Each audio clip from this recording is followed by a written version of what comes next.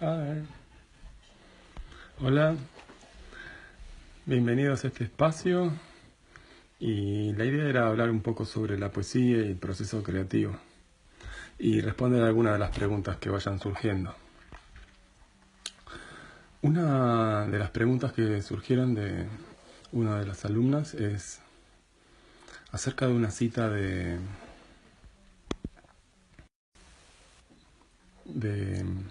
Octavio Paz. El poeta no se sirve de palabras, sino que es su servidor. Y es interesante esta idea, porque siempre tendemos a pensar la palabra como un instrumento de comunicación para actuar en la vida cotidiana, en el mundo. Sin embargo, ¿qué pasa cuando la actividad en el mundo cesa y aparecen los sentimientos, la meditación, el contacto con uno mismo en su interioridad? Entonces ahí las palabras ya no parecen ser elementos a la mano, instrumentos para hacer cosas, para entender el mundo, sino que aparecen en su dimensión original como mundos de sentido por venir y no solamente de sentido interpretado.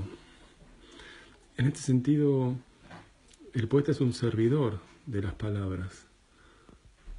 Involucra que uno está al servicio de esa escucha profunda, intensa, escucha previa a el usar esa escucha para decir la propia voz. Esto es muy interesante porque si uno se pone a pensar, ok, tengo palabras, me pongo a escribir, produzco un resultado. Pero ¿hasta qué punto hay poesía en la búsqueda de un resultado? ¿Hasta qué punto hay poesía si uno utiliza el lenguaje como instrumento para controlar? Es decir, para sustituir el silencio por palabras, por ejemplo, o para sacar afuera un sentimiento, o para comunicar un pensamiento. Esta idea muy interesante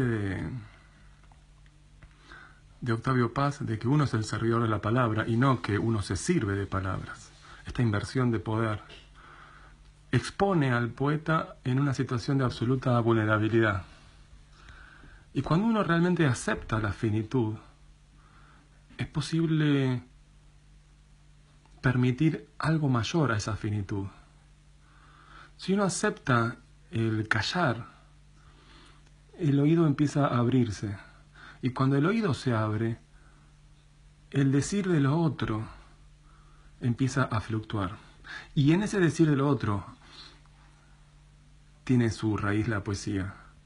No en la palabra preinterpretada, sino en la palabra por ganar un sentido que habitualmente no lo tenía.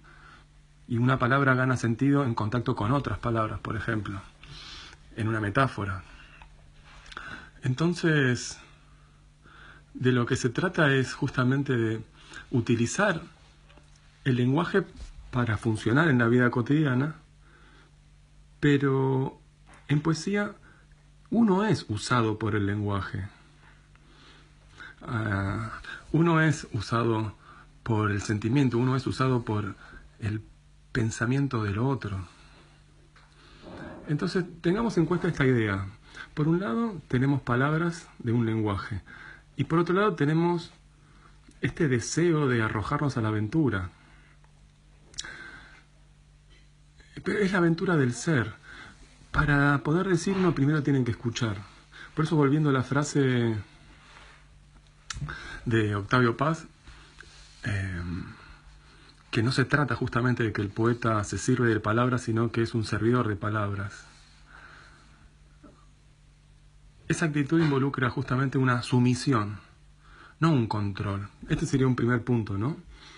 El poeta se subsume a las palabras, las escucha, les sigue el rastro. La combinación de las palabras también llevan a otra zona, más allá de la palabra en sí misma.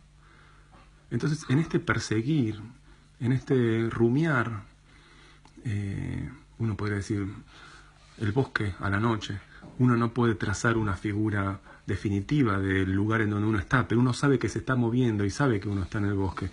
Este espacio virgen, original, no tiene tanto que ver con la palabra que uso, sino con la combinación de palabras que uso. De tal manera que la palabra pierde su sentido fijo de interpretación esperable. Ya no es un instrumento para el decir.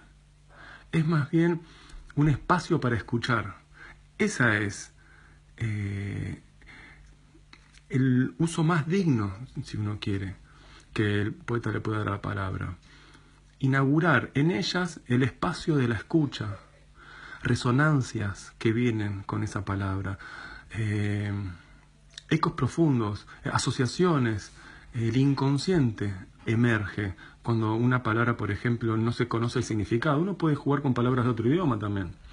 Y esto es muy interesante porque uno, al estimular el sonido de palabras que uno no comprende, permite el espacio del entendimiento de imaginar el significado posible. Y esto es interesante porque se abre la palabra más allá de su campo de interpretación fijo. Y la poesía, para crear sentido, tiene que primero desapegarse del sentido cotidiano, con el cual nosotros usamos a las palabras, y las palabras nos sirven. Pero en la poesía es al revés, uno es el servidor de la palabra. Toda palabra es poética en su esencia, pero deja de serlo cuando la colocamos en una cadena de significantes y construimos oraciones que nos permiten vivir en el mundo, controlar las acciones, producir resultados. Con esta mentalidad, si entramos a la poesía, lo que sucede es que justamente cancelamos la libertad del decir. Porque la libertad de decir no tiene que ver con la intención del autor, sino con las posibilidades expresivas de lo que está siendo dicho. Por eso, ¿nunca te pasó, por ejemplo, que tenés la idea de un poema y te pones a escribir y de repente te detenés y decís, uy, acá hay una idea que no había pensado y está mejor que la idea original con la que me senté a escribir? Entonces ahí tenés la decisión de o abandonás esa posibilidad nueva que apareció en el texto, o abandonás la idea original que te motivó a comenzar a escribir el texto. Y es muy interesante descubrir este punto de inflexión, porque uno se da cuenta de que la palabra no está dicha del todo. Ni siquiera cuando uno termina de escribir el poema, porque justamente un poema profundo involucra, o mejor dicho, la esencia del poema involucra la relectura posible. Porque en cada relectura uno va creando asociaciones distintas, interpretaciones distintas. Uno es distinto, el oído es distinto, la palabra es distinto, el modo como se usa en la sociedad, las palabras son distintas. El lenguaje está vivo, por lo tanto todas las producciones del lenguaje están vivas también. De tal manera que el poeta es un servidor de las palabras. Involucra sumisión, involucra vulnerabilidad,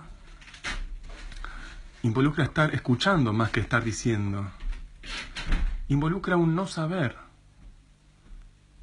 Si yo no sé qué es lo que quiero decir, el campo de posibilidades se me abre. Yo estoy permitiendo que el vacío de sentido genere sentido nuevo. Si yo estoy muy fijo en lo que quiero decir, entonces el espacio de fluctuación no acontece. Estoy como en una avenida, voy hacia adelante o hacia atrás, pero la avenida ya está hecha. Si no hay caminos, uno al oír va descubriendo cuáles son los caminos que están aconteciéndose. Y uno tiene que estar en la escucha. Por eso, estar al servicio de la palabra involucra estar a la escucha. En un no saber qué es lo que está aconteciendo. Pero es un no saber enriquecedor. Y este es el punto. Usamos el lenguaje y conocemos los significados de las palabras. Pero cuando estamos en la actitud poética, estamos en la actitud de la escucha más que del decir. El decir no es más que la piel de la escucha, no es una segunda cosa. Todo se escucha en poesía. Porque la escucha es la que crea sentido, más allá de el usar el sentido para un fin útil. Quería comenzar con esta propuesta de una alumna. Ahí veo que está Lauri, está Lorena, está Flor. Así que esa es la pregunta que apareció. Si alguien quiere hacer una pregunta, estoy aquí a su disposición. Mientras tanto, si no hay preguntas, me gustaría hablar del bloqueo creativo y luego de la voz poética propia, el hallazgo de la voz poética propia. Así que si quieren en comentarios pueden escribir alguna pregunta y yo puedo responder sobre ella. Hola, hola Lauri. Así que bloqueo creativo, algunos de los temas que han salido de las tutorías con mis queridísimas alumnas. El bloqueo creativo. Una de las imágenes que surgió en la interacción con alumnos era esta imagen de que a veces uno saca hoja y saca flor y está siempre en la punta de la ola, ¿no? Está queriendo ver textos escritos por uno porque uno se siente identificado con esa producción, ya sea con la cotidianidad del escribir, y cuando uno no escribe o siente que está escribiendo menos, uno dice, uy, no estoy creando tanto como antes.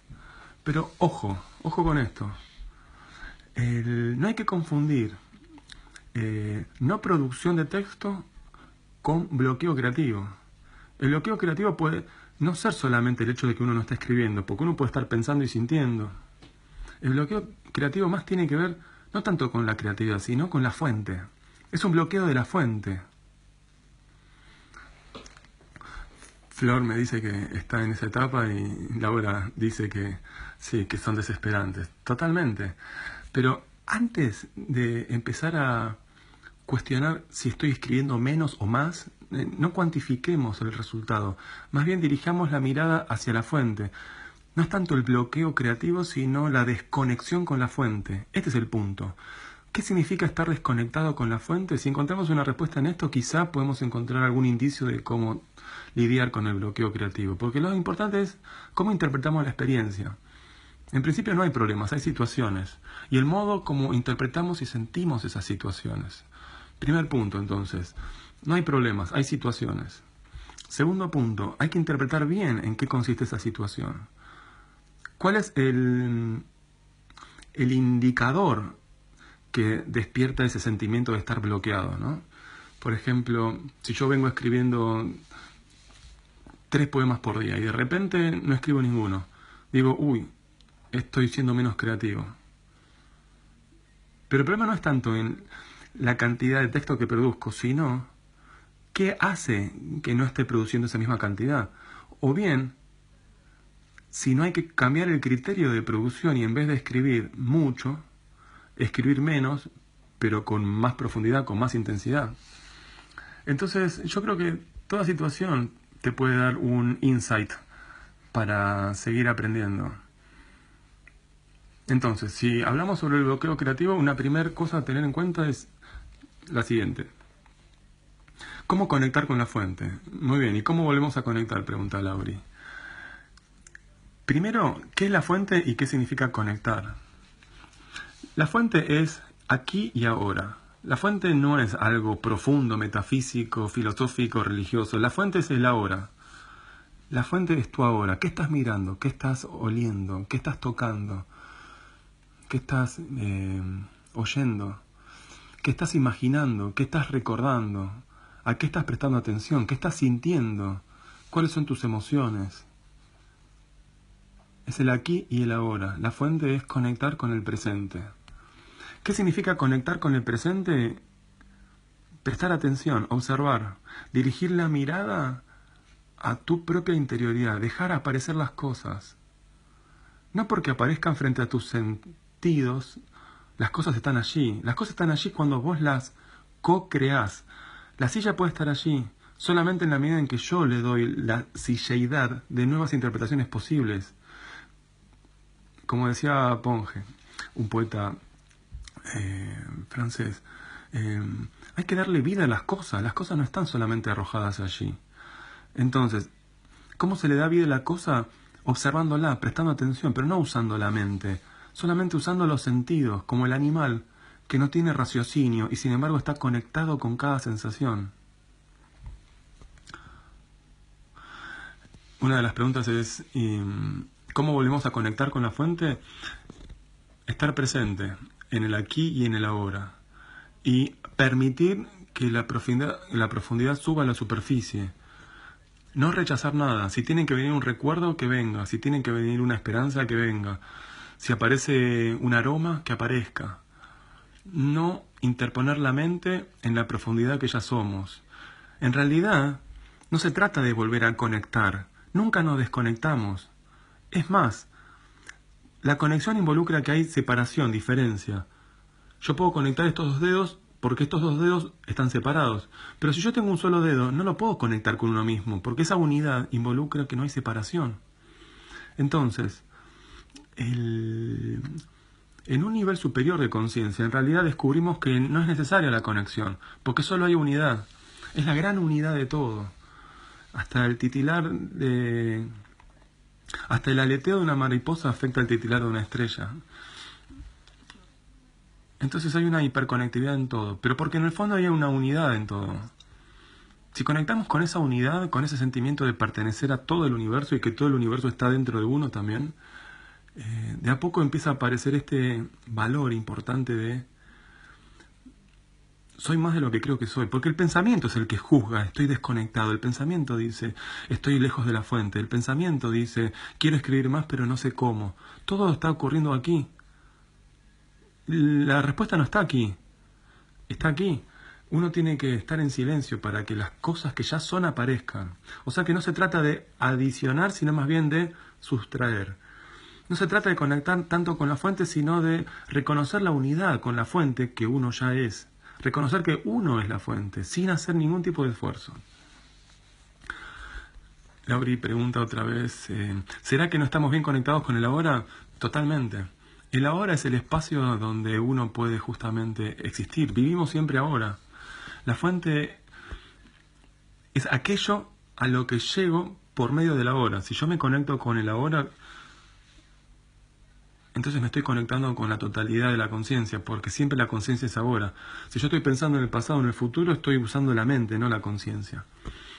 Y pocas veces usamos la conciencia. Llamamos, por ejemplo, conciencia moral o tenés que tomar conciencia, es decir, date cuenta de las cosas. Pero usamos una muy limitada porción de la conciencia y la podemos llamar cálculo, entendimiento, estrategia práctica para sobrevivir en la vida cotidiana y resolver problemas. Pero la conciencia involucra intuición, silencio, no saber, exploración, incertidumbre. Involucra este entusiasmo de no saber cuál es la forma y que esté bien no saber la forma. No hay que resolver la forma. La forma hay que dejarla abierta para que siga fluyendo. Hay que ser como el agua. Si uno conecta con la fuente, el agua sigue fluyendo. Entonces el bloqueo creativo no tiene tanto que ver con, se secó la fuente, sino más bien que es una invitación a profundizar la fuente. El agua está abajo. Cuando la fuente se agota, y esa es la percepción, si la fuente se agota, en realidad lo que hay que hacer es excavar más profundo y agarrar el agua que está debajo de ese nivel hasta donde yo llegué con la excavación. Cuando uno tiene que sacar agua de la tierra, hace un hoyo y a cierto nivel saca agua. Ahora, si el agua se seca, esta es una invitación a excavar más profundo. Y excavar más profundo significa estar más en silencio, escucharse más a uno mismo, estar en conexión con las cosas que obstruyen la intimidad, poder expandir la interioridad de una manera tal que uno acepta quién es. No es necesario ni hacer nada, ni pensar nada, ni sentir nada. Simplemente estar en un estado presente, de permitir que lo que sea que ocurra aparezca a nivel del interior. E ir más profundo, empezar a escuchar. La voz es una escucha silenciosa. Uno para primero decir tiene que oír. La voz poética es la última piel de la escucha silenciosa. Entonces, cuando ya dejo de escuchar es porque nuevamente aparecen los murmullos. Entonces, no se trata tanto de conectar con el silencio, porque el silencio siempre está. Es lo que subyace a todas las resonancias. Esa Entonces conectar con la fuente significa despejar los murmullos, limpiar. Ya estás conectado con la fuente. Entonces se trata de desapegarse de aquello que obstruya la escucha silenciosa. Y aceptar quien uno es.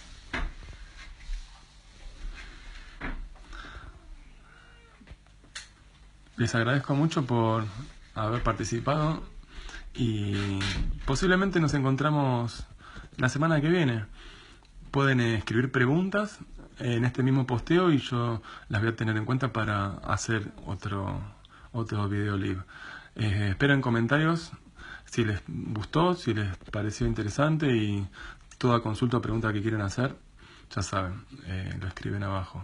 Les mando un abrazo grande y nos vemos la próxima.